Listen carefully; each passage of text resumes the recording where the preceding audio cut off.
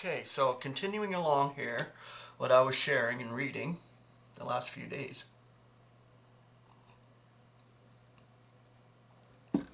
All right. Now, as an instance of Israel's thoughts being far from God's thoughts, and their ways also, it is instructive to note Moses' word relative to their entry into the promised land.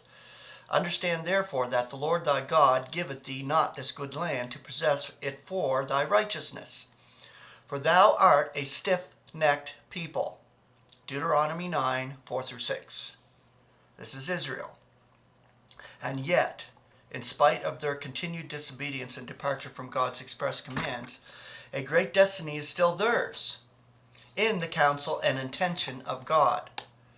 They were to be a special people unto himself above all people that are upon the face of the earth. Deuteronomy 7:6.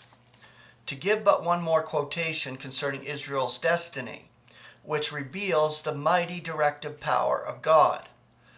I will bring you out from under the burdens of the Egyptians.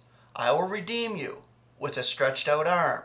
I will take you to me for a people. I will be to you a God. I will bring you in unto the Lord. I will give it to you for an heritage. And the statement commences and closes with the words, I am the Lord.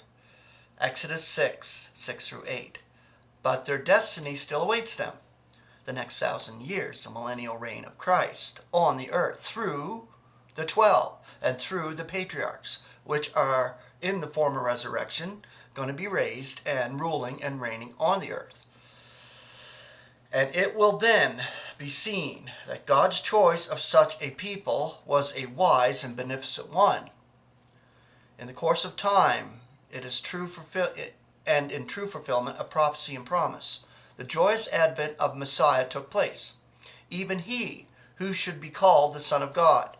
Now God's supremacy is seen here in a marked way. And it is instructive to read Luke's opening chapter in confirmation of so great a truth. To quote but a few words, will, I think, give us the key to the whole chapter, and indeed to the record of Christ's wondrous life and death and resurrection. The words are those of the messenger to Miriam regarding the birth of John, the forerunner of Christ, seeing that it will not be impossible with God to fulfill his every declaration. Luke 1:37. Of course not, and the life of our Lord is the loftiest expression of such an utterance. What shall we say, too, of Paul, whose eventful life and career was so embedded in the fore-purpose of God? Did not his arrest on the road to Damascus by the Lord, the glorified Christ, and subsequent mission to the nations complete the divine ordering in the wisdom of God's twofold purpose? Think of the proud religious Pharisee Saul being led by the hand into Damascus. There he meets Ananias, who said to him, the God of our fathers fixes upon you beforehand to know his will and to be acquainted with the just one and to hear the voice of his mouth. And you shall be his witness to all men of what you have seen and hear. Acts 22:14-15. Do we not perceive in these impressive words the foreknowledge of God, so in keeping with his great design for all mankind?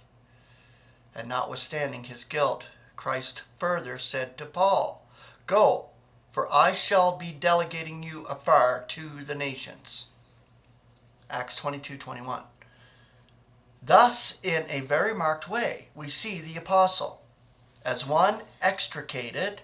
I love that word extricate because this is relating to the body of Christ. Removed, like an emergency removal, or remove you from one place and bring you to another place. In spirit, God does that with the body of Christ all the time. He extricates us continually out of the jurisdiction of darkness. We are extricated out always as he changes us, makes us, renews our minds, changes us within the man within. He changes us within, changes our hearts, changes our attitude, changes our minds, outpours his grace and love. And this is what does it. It's the overwhelming grace of God. And it's all grace right now. We're living in it. We're exercising it out. God's displaying it already through us to the celestial realm as well as to men around us, people around us. The grace of God is overwhelming. And this is what changes our hearts, our minds, and gives us a true walk in the Lord. Okay. Extricate from the people and from the nations, to be God's herald and a teacher of the nations in knowledge and truth. And are we not all, in some form or fashion, consolers, teachers, upbuilders? As members of the body, we are so connected spiritually that way. We have our parts individually, but as a whole, collective, we are the body of Christ. And we will be taken to our celestial place and given our lot. Amazing stuff. I mean, I marvel at it every minute of every day. It doesn't matter. In spirit, 24/7, through the good, bad, and ugly. No matter what. We hold on. We endure because God gives us to hold on and endure. Okay. In the guidance of God, what lessons must he have learned in Arabia, in desert quietude? Because he went away into Arabia and was taught by the glorified Christ, I believe. And maybe the revelation awaiting him there very largely constituted him the lonely figure in his spiritual career. In how great a way Paul was used, his various letters will show. And that God was with him in wonderful guidance. His journeys confirm. In God we owe so much to the noble Paul, do we not? And how impressively at Ephesus he alludes to his unique commission as an apostle of the risen Christ. Lo, I bound in spirit am going to Jerusalem, not being aware what I will meet within it. More than that, the Holy Spirit, city by city, certifies to me, saying that my bonds and afflictions are remaining for me. But of nothing have I a word, nor yet am I making my soul precious to myself, till I should be perfecting my career and the dispensation which I got from the Lord Jesus Christ, to certify the evangel of the grace of God. Acts 20:22-24. Truly, all is of God, hence those citations of Scripture as to his wondrous foreknowledge, inscrutable judgments, and untraceable ways. Who is there of thoughtful mind and long experience as a believer of God's Word, who has not again and again perceived evidence of God's directive power?